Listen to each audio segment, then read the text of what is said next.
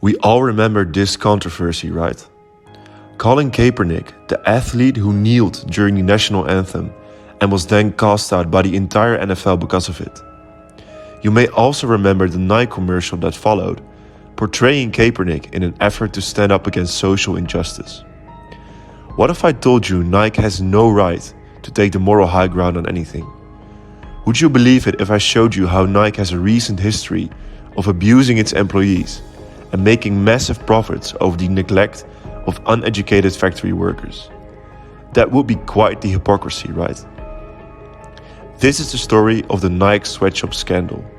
How two people stopped a billion-dollar company from getting away with the mistreatment of thousands of laborers. This story starts with Jim Keedy, a soccer coach from New Jersey. Keedy is from the Jersey area and studied theology next to working for the St. John's University. In one of his assignments, Keedy was tasked with examining ethic codes of conduct at large companies. In his investigative efforts, he stumbled across Nike, the largest sports brand on the planet. In the early and mid-90s, Nike had faced some serious scrutiny over poor working conditions within their factories in Southeast Asia. Several reports came out about instances of child labor and neglect of human rights and serious underpayment. Keedy decided to investigate further into this, as he felt that Nike swayed their responsibility over these allegations. In several media statements, Nike had claimed that they had little influence over the working conditions in these so-called sweatshops. They declared to have only placed their orders with these companies and were thus not in charge of the working processes. However, it was clear that Nike's motivations for outsourcing its labor were pretty sketchy. Earlier in Nike's production days, most factories were located in China, Taiwan, and South Korea. But when the economies of those countries improved and labor costs increased, they packed and moved their factories to Vietnam and Indonesia. These countries' economies were less developed and labor costs were therefore a lot cheaper, which resulted in record-breaking profits for Nike. At the time, the notion was made that the wages in Indonesia may have been low for an American standard, but were in fact decent incomes for the local people. Jim Keedy seriously questioned that and decided to put that statement to the test. Jim and a female companion named Leslie Kretzu traveled to Indonesia to submerge themselves in the life of a Nike factory worker.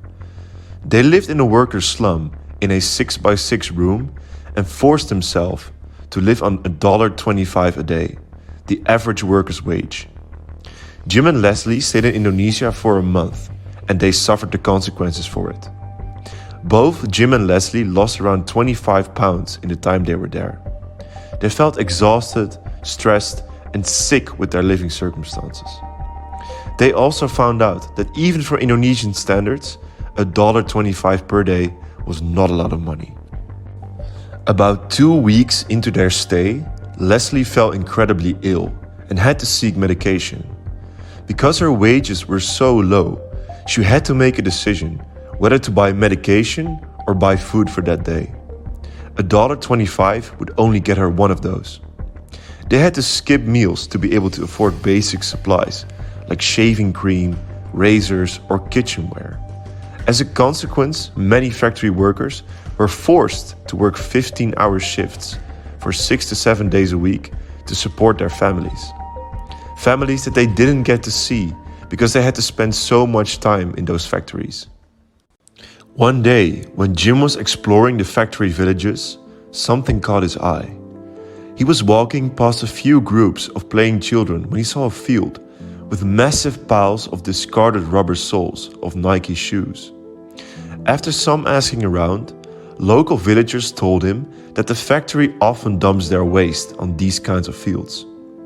The discarded rubber soles are then to be burned down on the very same field, only meters away from children's playgrounds. The excess of shoes were thrown back in the face of the people exploited to make them. The toxins that released from burning them would be breathed in by local children. This was not just neglect from Nike's standpoint, this was criminal. To make things even more clear on Nike's standpoint in the matter, something else happened when Jim and Leslie were in Indonesia. Upon their arrival in the country, Nike headquarters in Oregon had put out a message to all factories in Indonesia. Don't talk to Jim Keedy or Leslie Kretsu. All their questions will be redirected to the management. There will be severe consequences if you're found talking to them. This message was portrayed on every factory's front door with the intention of impeding Jim and Leslie's investigation as much as they could. This meant that most workers were too scared to talk to Jim or Leslie about the abuses that were happening in the factories. Other than that, the two of them weren't met with a lot of friendliness from the respective factory management. When they would visit a factory, security would often swarm them and compel them to leave. Other times, they were met by the local mafia, who were contracted by the factory bosses to keep the workers in line. This often resulted in physical confrontations between the workers and the hired muscle. Laborers that had the guts to form unions were met with death threats or physical abuse and were forced to flee the area. Dita Sari, for example, a female union leader, was wrongfully put in prison and tortured during her stay. Factory workers were beaten, abused, and treated like garbage. They were underpaid, underfed, and lived in slums under horrendous circumstances. And all that to fuel the greed of $1 billion company. The Nike factories ruled a reign of terror to keep anyone from stepping out of line. At the same time, Nike HQ was running away from the facts and closing their eyes for the horrors their product was responsible for. When Jim and Leslie confronted Nike CEO Phil Knight, there was no intention of taking any responsibility. He refused talking to them and was visibly irritated when Jim started talking about the poor working conditions in Indonesia.